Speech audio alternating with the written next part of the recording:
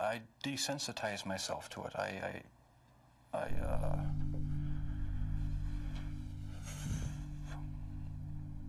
I don't know, I went to great lengths. He is pure evil, but you'd never know it by looking at him. But when you hear him, that's another story.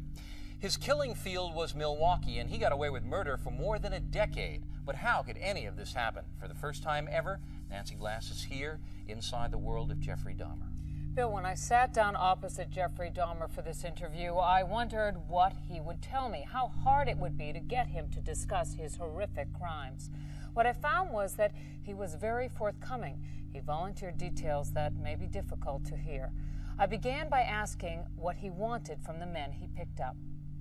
I had these obsessive desires and thoughts wanting to control them, to, I don't know how to put it, possess them permanently. And that's why you killed them? Right, right.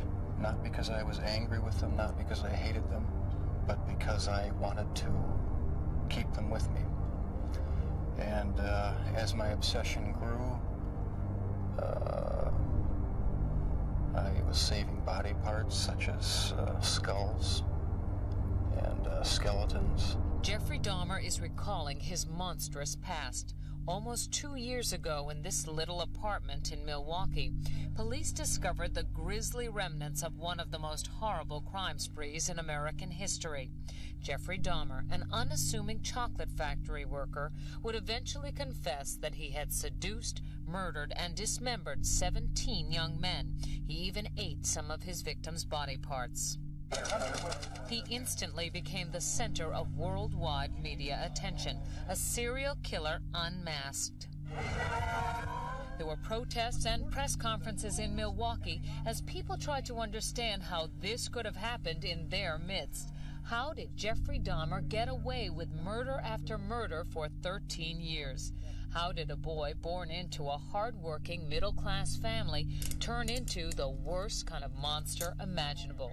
In this exclusive interview, we put those questions to Jeffrey Dahmer himself. We met with him at the maximum security prison where he is serving his sentence of 999 years. For the first time, he talks about his crimes and gives us a chilling look inside the mind of a serial killer. It's a process. It doesn't happen overnight. When you depersonalize another person and view them as just an object for pleasure instead of a living, breathing human being,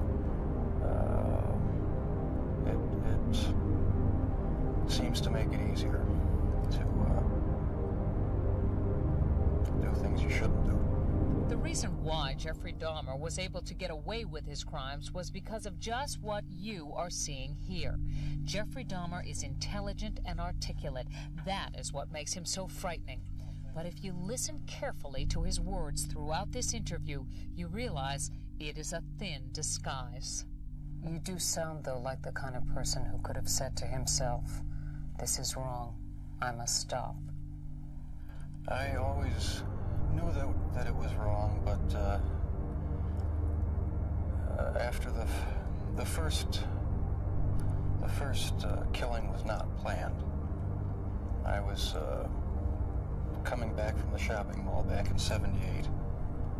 I had fantasies about picking up a hitchhiker and taking him back to the house and having complete control and dominance over him. The hitchhiker's name was Stephen Hicks. He was just 18. Jeffrey Dahmer took him to his parents' house. There he strangled him with a barbell. He dismembered the body and hid it in a drain pipe.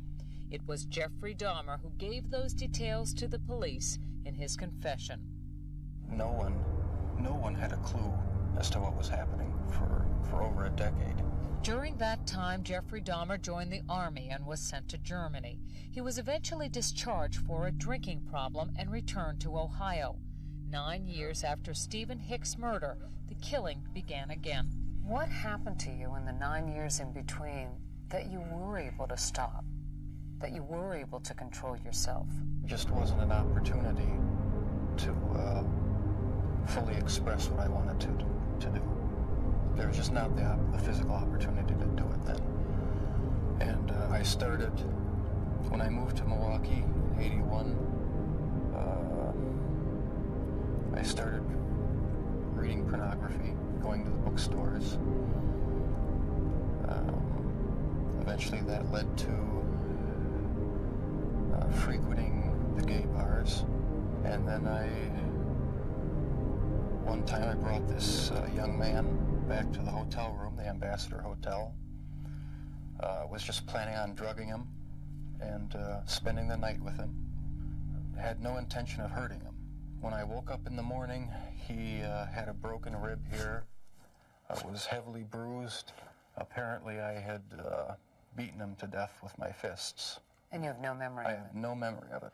But that's what started the whole spree all over again.